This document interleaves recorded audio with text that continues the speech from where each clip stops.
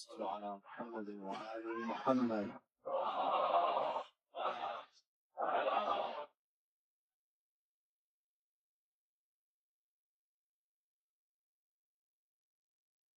أعوذ بالله من الشيطان اللعين الرجيم. بسم الله الرحمن الرحيم. الحمد لله رب العالمين، ثم الصلاة والسلام على خاتم الأنبياء والمرسلين سيدنا ونبينا محمد وعلى أهل بيته الطيبين الطاهرين.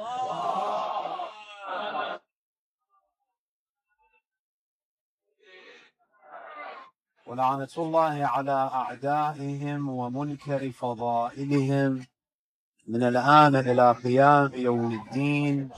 رب اشرح لي صدري ويسر لي أمري واحلل عقدة من لساني يفقه قولي. Respected elders, brothers and sisters, Assalamu alaikum wa rahmatullahi wa barakatuh.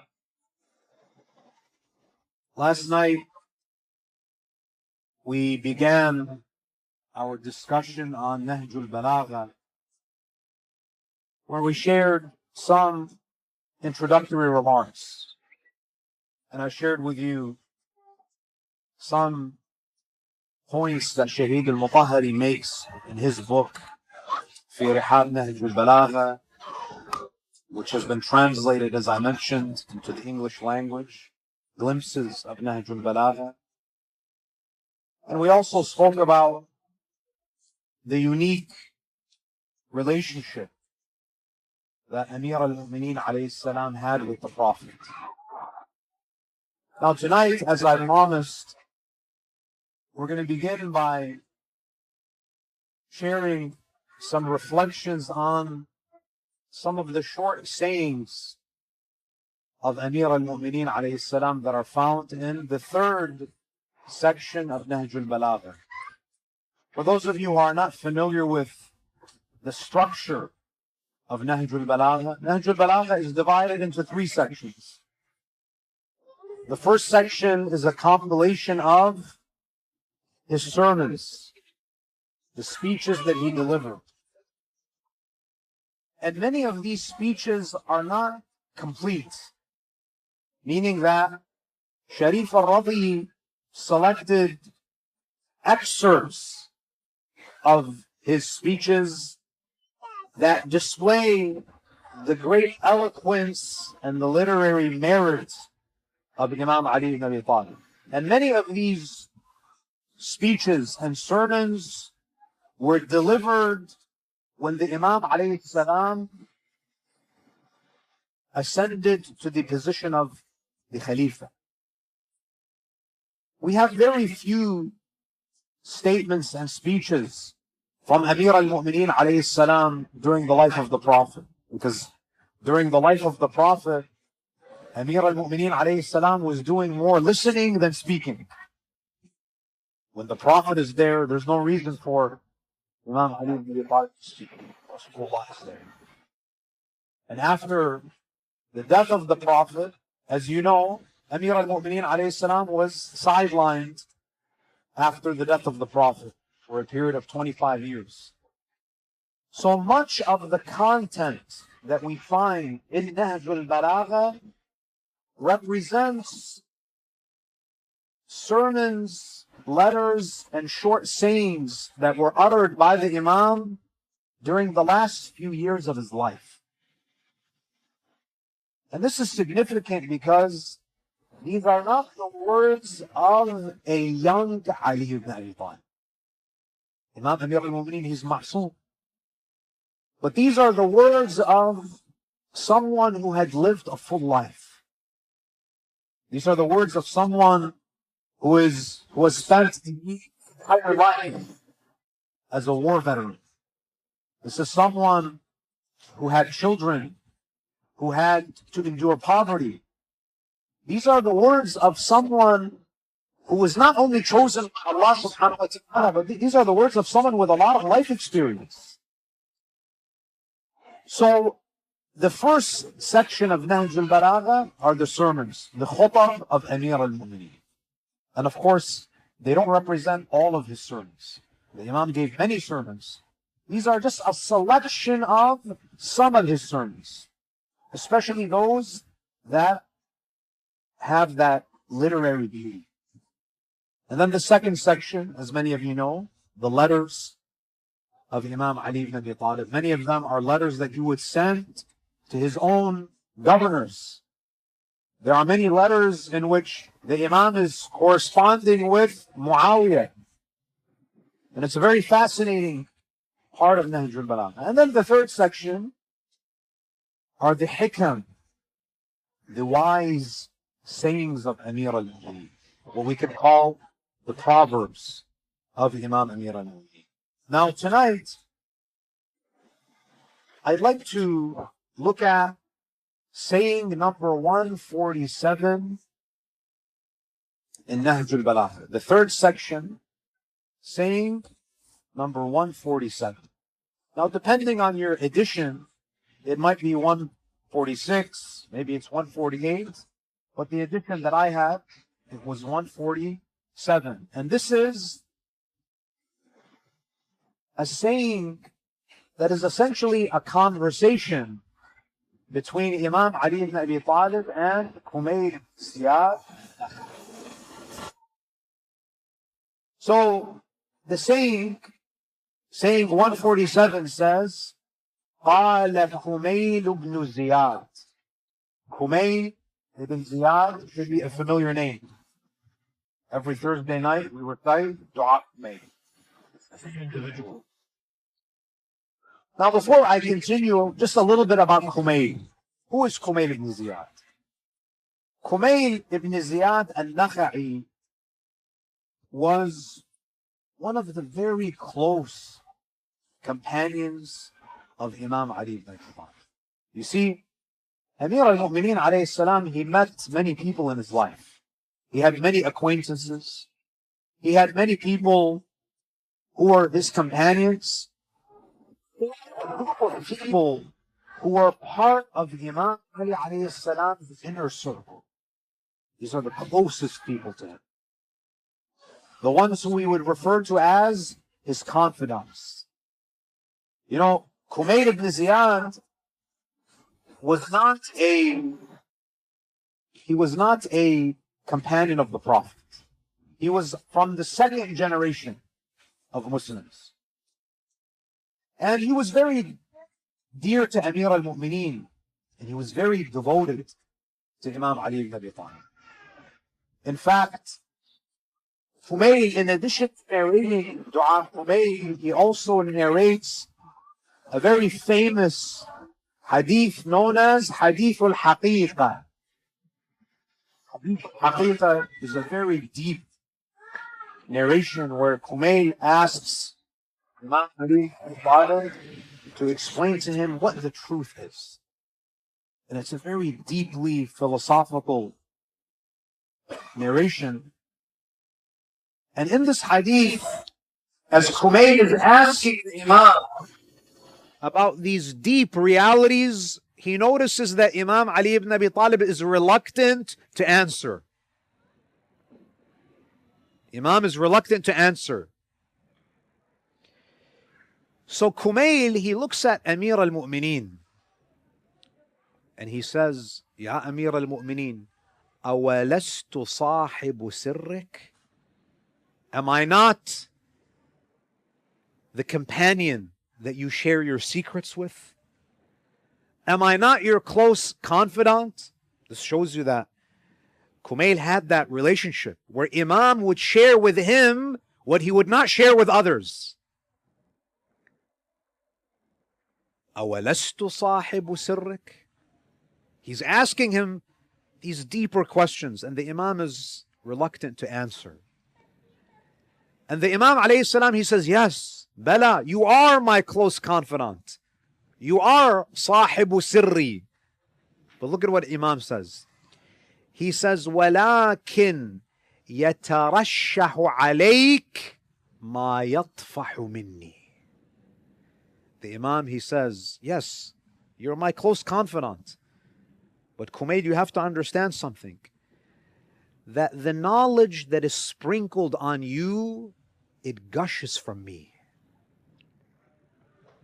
What is sprinkled on you that you think is a lot, gushes from me. So the Imam alayhi salam, he's trying to say that, O Kumayl, I give according to what you can. And this is one of the wisdoms of Amir al-Mu'mineen. Imam Ali ibn Abi Talib, he did not share everything that he had. Because the Imam alayhi salam wants to gauge the capacity of the listener. He gives what we have the capacity to understand, what we have the capacity to comprehend.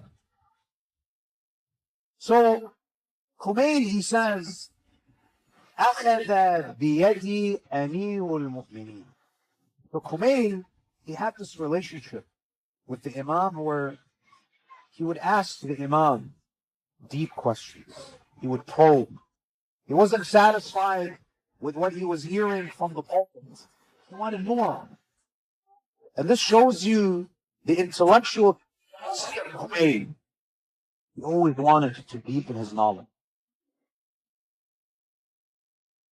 So Kumayl, he says, أخذ بيدي أمير المؤمنين علي بن أبي طالب. He says, one day, I didn't have to ask the Imam anything. You know, sometimes you ask the Imam and he answers, and sometimes the Imam, without even asking, he decides to share something with you.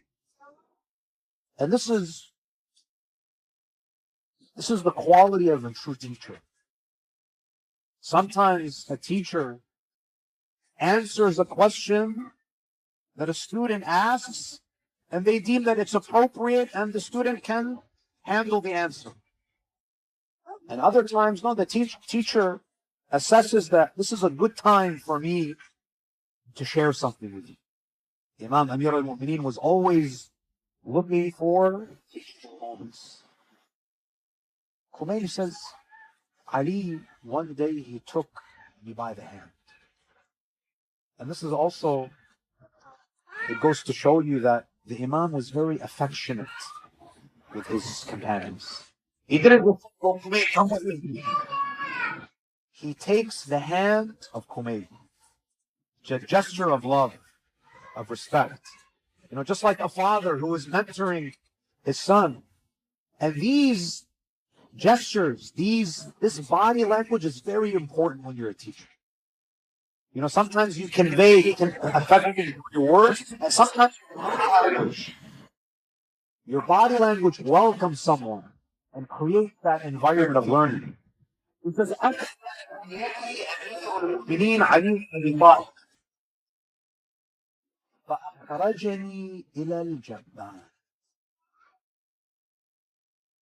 Kumayl, he says, Ali, he took my hand. And presumably the Imam is in Kufa. He says, he took my hand and he walked me to the outskirts of the city. The Imam wanted to share something with me. But he didn't want to share it with me in the city. He took me to the desert. You know, for those of you who've been to Iraq, Najaf used to be a barren desert. Imam's government, his capital. Najaf is a developed city, but at the time it was the open desert that he would go to. So Kumayl says he took me to the open desert. And this is also a point of reflection for us. If you read the rest of the hadith, the Imam alayhi salam doesn't really share anything that is of a political nature that would warrant him to be very cautious. If you read the rest of the hadith, the Imam is not telling us we need to form a coup and we need to overthrow Muawiyah. It's not a political strategy meeting. The Imam is speaking about deeper spiritual truths.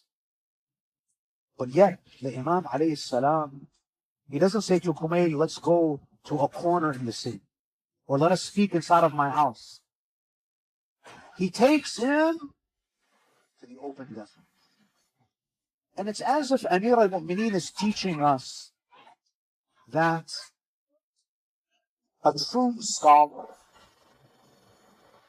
needs to be careful about not only what they say, when they say it, and where they say it.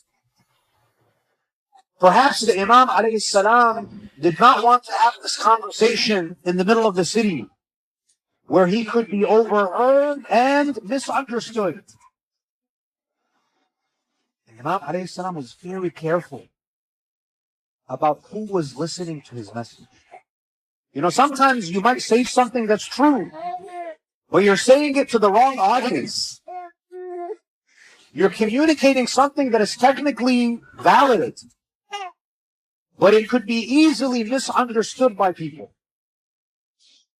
So Amir al-Mu'mineen is teaching us that a wise person has to know what to say, and sometimes more importantly, when to say it, how to say it, where to say it. We shouldn't be people who are naive and say, oh, as long as it's haq, I should say it whenever I want, to whomever I want. The Imam alayhi salam, he chooses the perfect time. He ensures that his congregation is not going to be misunderstand his message.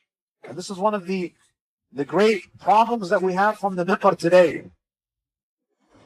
People need to be more cautious about what they choose to speak about. Amir al-Mu'mineen, you're not more brave than Ali ibn Abi Talib. It's not a matter of bravery, it's a matter of wisdom. Every discussion has a time and a place. So the Imam alayhi salam, he teaches us that a mu'min needs to be careful about what they say, when they say it, how they say it, where they say it.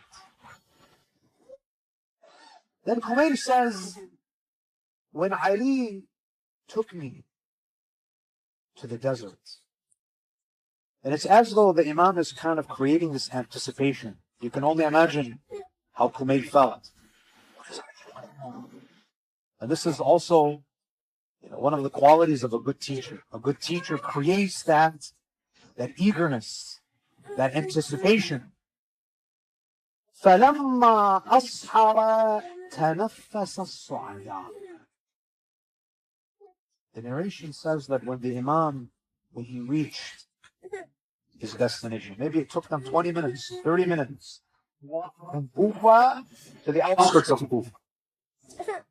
Kumayl says that when we reached the desert, when there was no one around us, he says, Ali took a deep breath.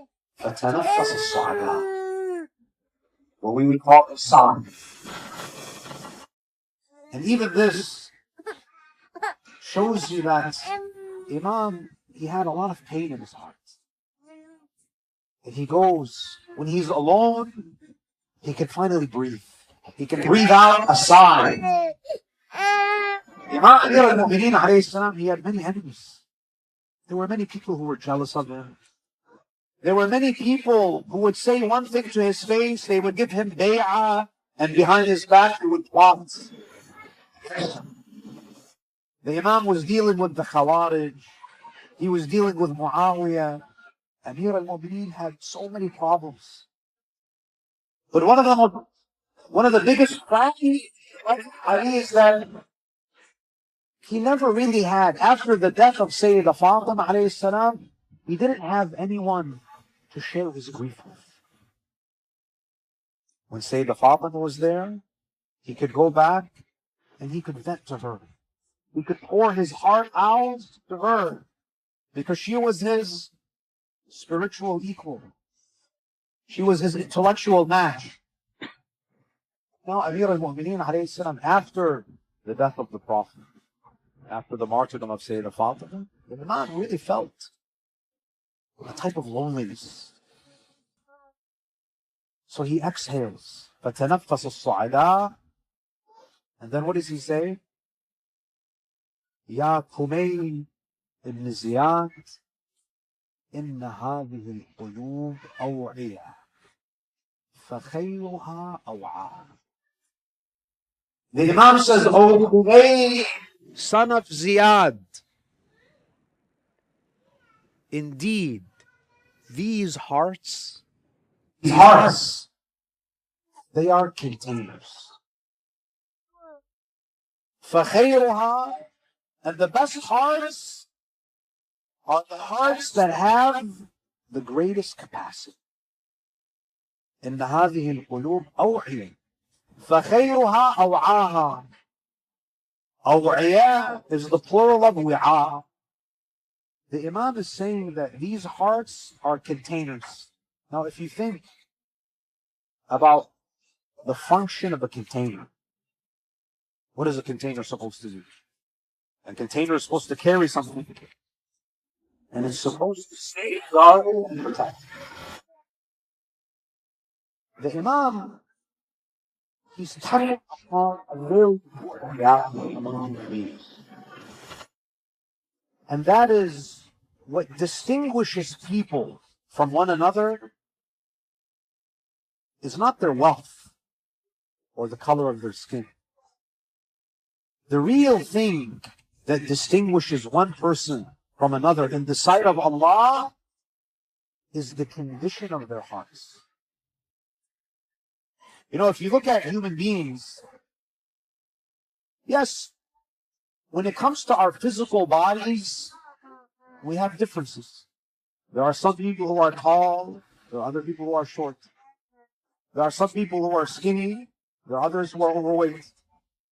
There are some who have black hair or blonde hair. Some are wealthy, some are not wealthy. Some have blue eyes, some have brown eyes. We're different. Now, even though differences, human beings are generally quite similar to one another. Even if you see a tall person and you see a short person, you can still say, this is a human being and that is a human being.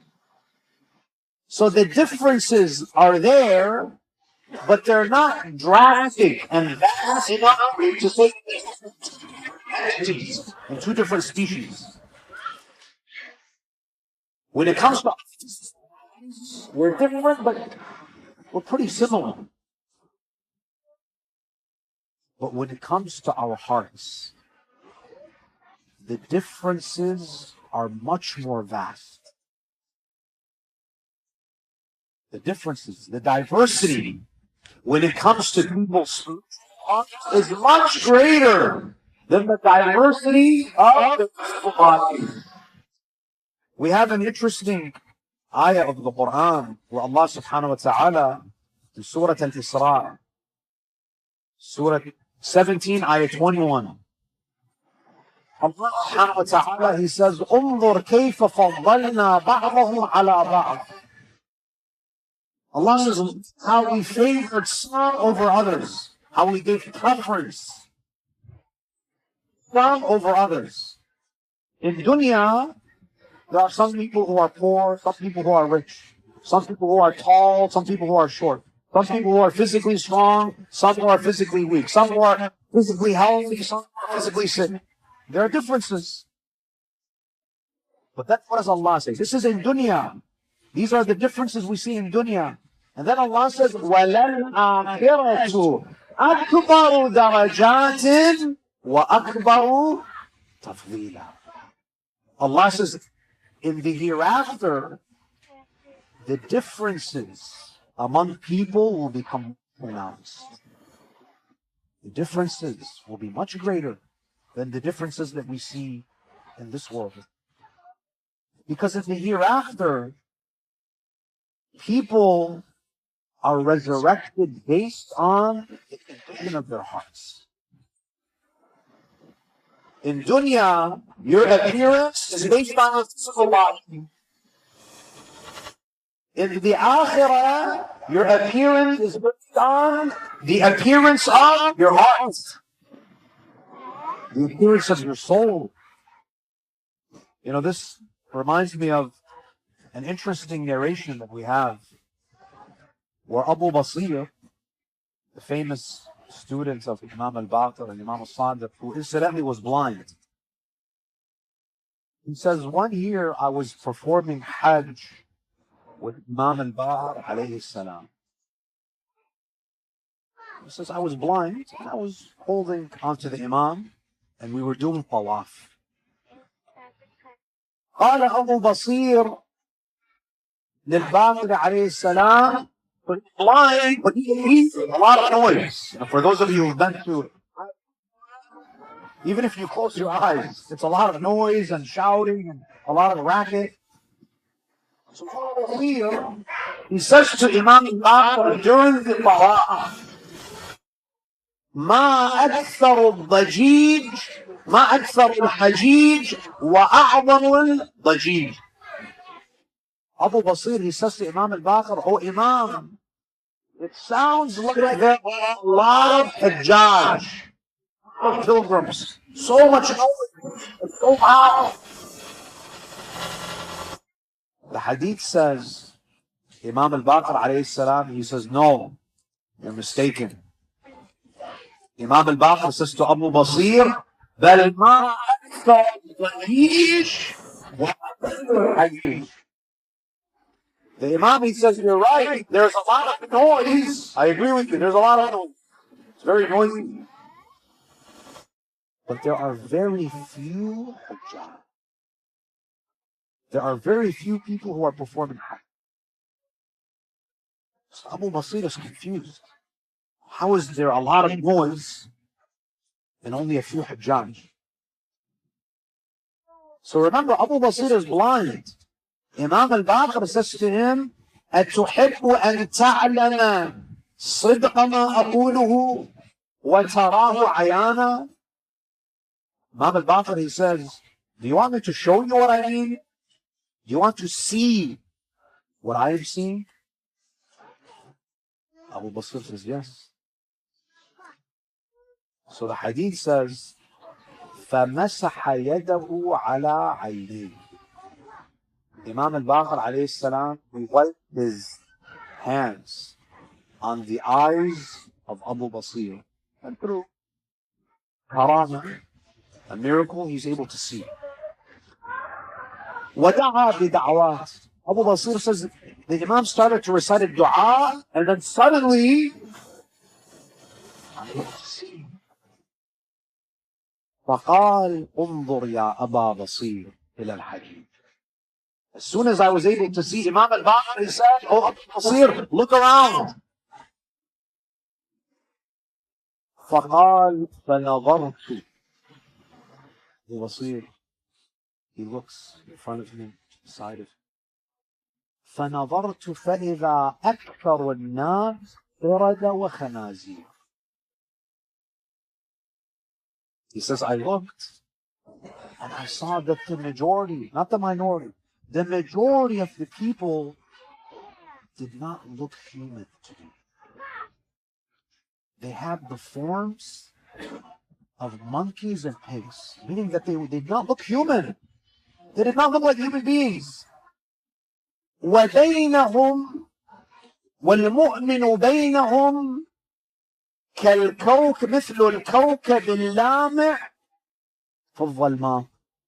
He says, and among the tawaf, there were a few mu'mineen who stood out and they were beaming with light. Abu Basir, he looks at Imam al-Baqir, he says, Ya Sadaqta ya Mawlana. Oh my master, oh Imam, you're right. ما أقل الحجيج وأكثر الضجيج. You're right. It's a lot of noise. These people who have come to the house of God, their physical bodies are human, but their hearts are animalistic. And what Abu Basir saw was the reality of people. You know, in dunya, we're very fortunate that people don't know what's going on in our hearts. In fact, we have a very shocking statement from Amir al-Mu'mineen alayhi salam. He says, لو تكلمتم ما تدعنتم.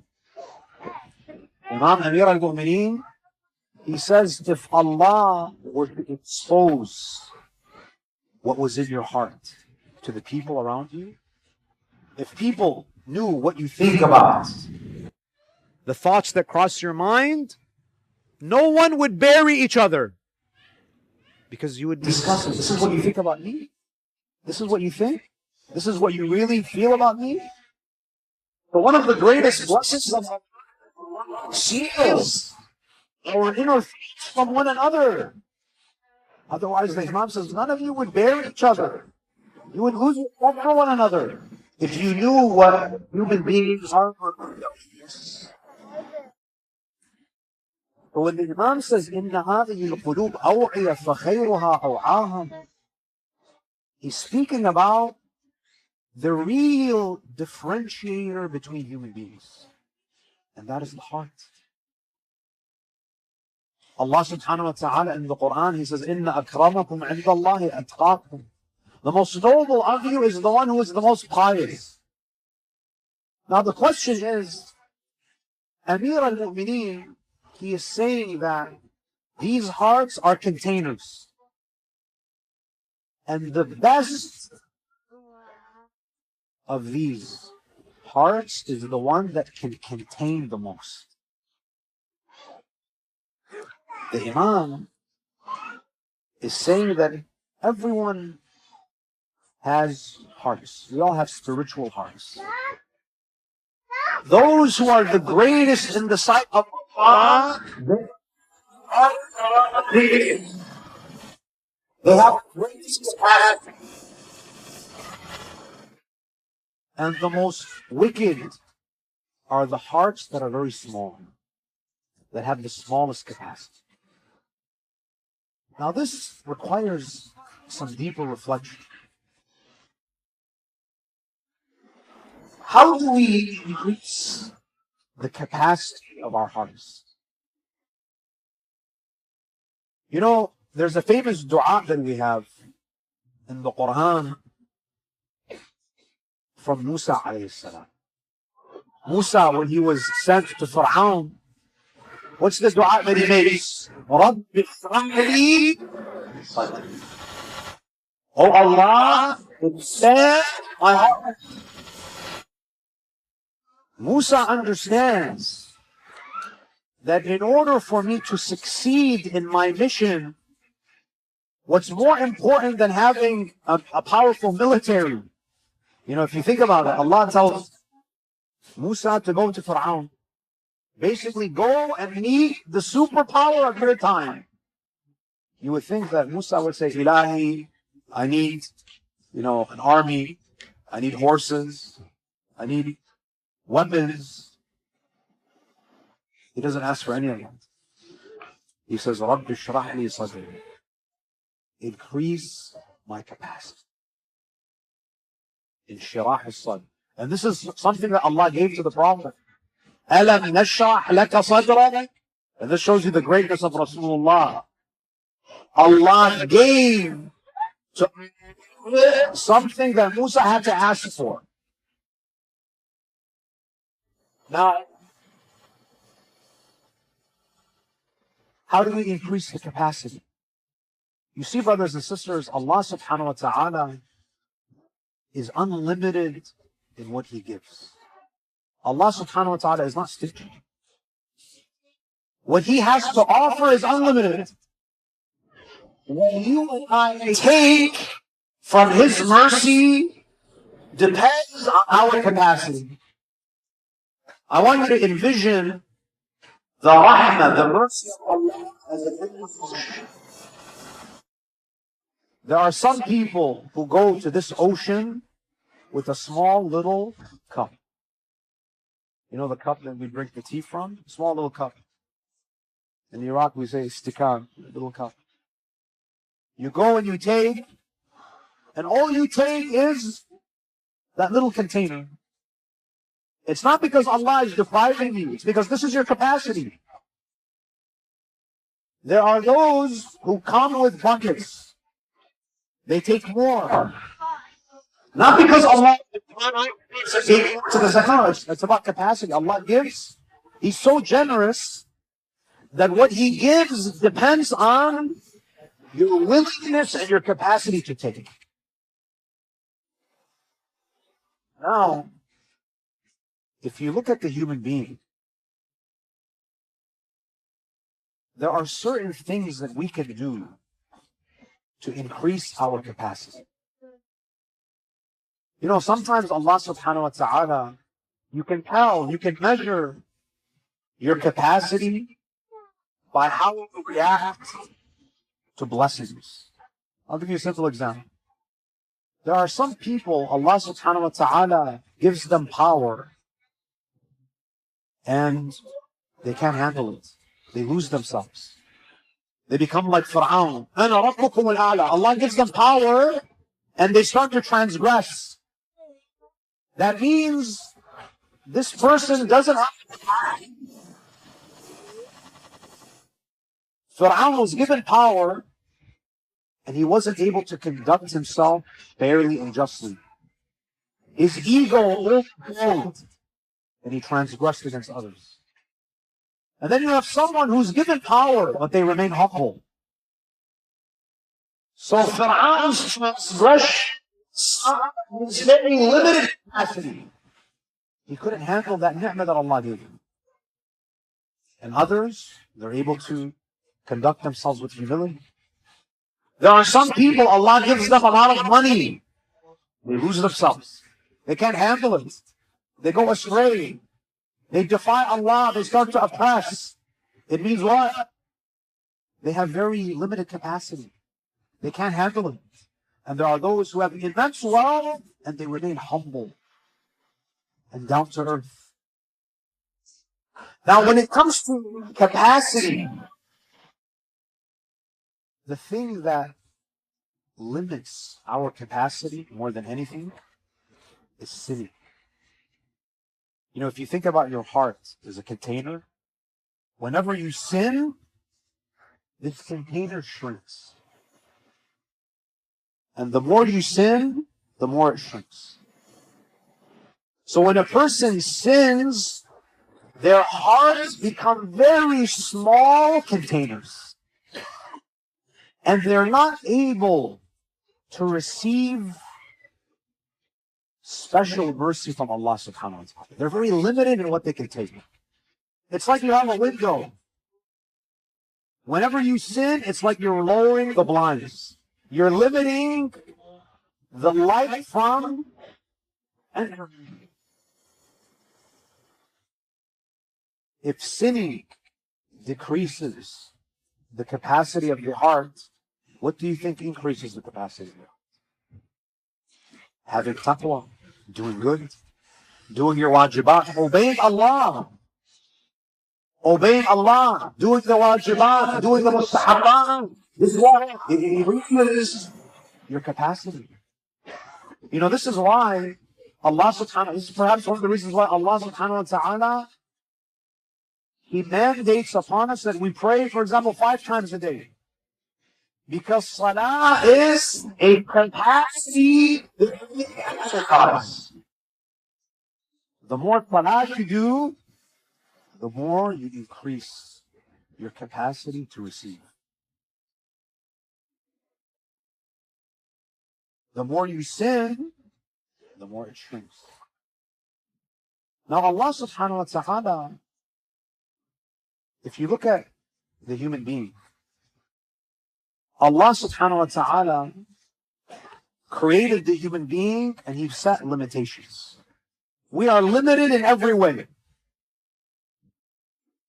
But there's one thing that Allah gave us that is infinite.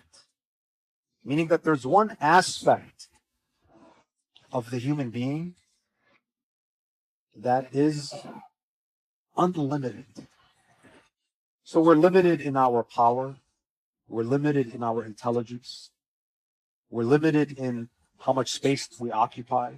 We're limited in our attention span. We're limited in every way. But there's one thing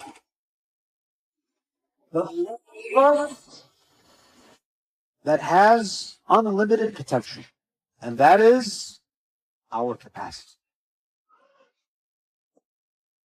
We have unlimited potential. Meaning, what you know in terms of knowledge, but is there a limit to how much you can learn? There's no limit. Allah tells the Prophet, وَقُلْ رَبِّ زِدْنِي عِلْمًا. There is no limit in terms of potential. Now the question is, Allah subhanahu wa ta'ala is wise. Why would He give us something that is unlimited? Unless there's a purpose. You know, Allah subhanahu wa ta'ala doesn't give something unless there's a wisdom behind it. You know, I'll give you an example. Imagine you're in a community, and let's say that you have a couple hundred people in your community. Would it make sense for you to build a center, a football stadium? It's too much. It's more than you need. Build something smaller, because you don't need that much capacity. You need a building that has lower capacity because you hold it up. So why would Allah subhanahu wa ta'ala create the human being and give him a heart that has unlimited capacity? The answer is what? It's because Allah subhanahu wa ta'ala wants one thing to be contained in the heart. Have you ever heard of the hadith? Al-qalbu haramullah fala tudkhil fi haramillah ghayrullah. Allah says, the hadith, the Prophet says, the heart is the sanctuary of Allah. So do not allow anything to reside in the sanctuary other than Allah. Now the question is Allah limited or unlimited? Allah is unlimited.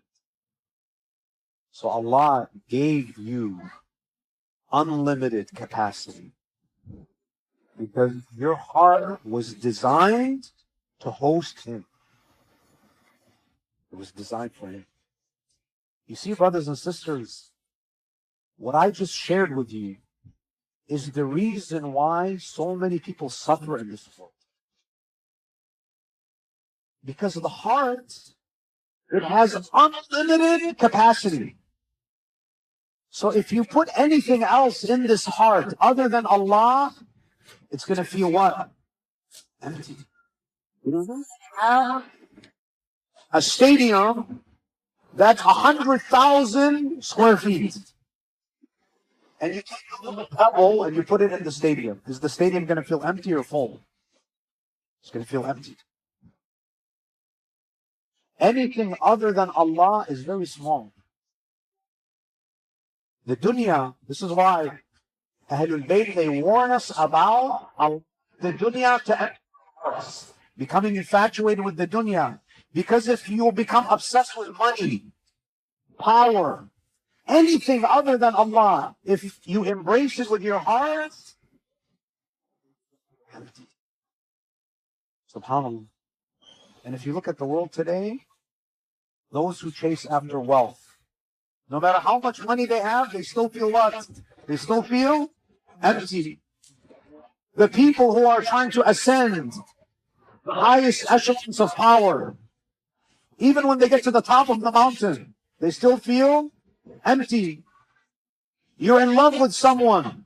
You think that, oh, if I just get to marry this person, or if only she loves me, I feel fulfilled. But what happens? You still feel. And the reason why you feel empty is because you're trying to put something limited in something that is unlimited. And the only thing that could fill your heart is Allah. Now Allah Azza wa Jal, He is so kind that He has given us many ways to increase the capacity of our hearts. As I said, one of them is to obey Him. And even if you think of the analogy of a king, imagine there's a king, and let's say that there's a family in this kingdom that provided a great service to the nation. Let's say that this family, they have a son who came up with a cure for cancer. The king will do what? The king, to show his appreciation, he'll go and visit this family. He'll go to pay his respects and to show his appreciation towards a family that is all. Now imagine this family, let's say that they have a 2-bedroom house, and the king wants to come, and the king has his entourage. The family is worried that how are we going to host the king and his aides and his ministers and his guards? We only have 2 bedrooms. We don't have the capacity to host the king. But if the king accepts your invitation, if he goes to you, he has enough resources to renovate your small house and expand it and make it into a palace. When we do good, it's like we're inviting Allah, especially if we do it with ikhlas. We're inviting Allah to our hearts. And when Allah enters our hearts, He will expand it. He will increase that capacity.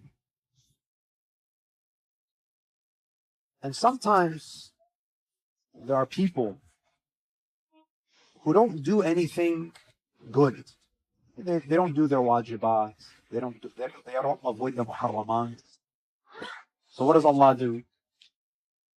Allah puts them through a difficulty. You know, sometimes you might have a container that's very small, and the only way for some containers to expand is for them to break. Sometimes containers are small, and because they can't expand, the only way to expand it is to break it and rebuild it, and to make it bigger. And then it breaks again, and then you make it bigger. And this is one of the reasons why Allah subhanahu wa ta'ala subjects us to difficulties in this life. Because for many people, the only way that they increase their capacity is for their hearts to be broken. Allah has to break the hearts. Not because Allah wants to punish you, no. Because He wants to break this container so that it can rebuild with greater capacity. And this is why we have a famous hadith, Qudsi, where Allah subhanahu wa ta'ala, He says to Musa, He says, Ya Musa, Ana inda munkathira. O Musa, I am with the ones who have broken hearts. Why? You see, brothers and sisters, when your heart is broken, you become keenly aware of your limitations. When your heart is broken, I guarantee you, you feel much more connected to Allah subhanahu wa ta'ala. Because you feel helpless. You feel abandoned. Naturally, what do? You turn to Him. I could promise you that if you look at your life, your most sincere du'as in your life were probably during the moment when your heart was broken. Allah knows us. Allah knows us very well. He knows that when we have money and we're healthy and we're happy, we don't pay attention. We lose ourselves.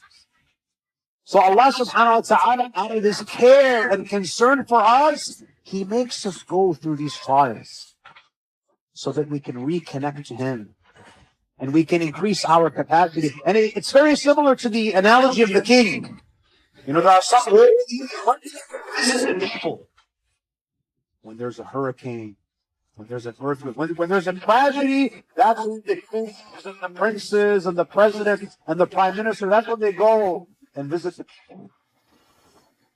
And Allah subhanahu wa ta'ala is the same way. For many people, they only invite Allah to their lives when their hearts are broken.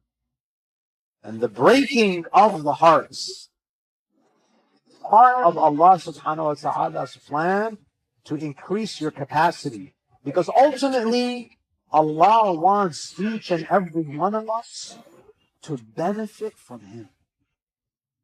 Allah wants to give you. He says, I have endless gifts to give you, but I want to build the capacity. So brothers and sisters, this is just the beginning of this hadith, and inshallah, we'll see that Amir al-Mu'mineen, he then speaks about the reality of knowledge, and inshallah there's much more to discuss. وآخر دعوانا الحمد لله رب العالمين وصلى الله على محمد وآله الطاهرين.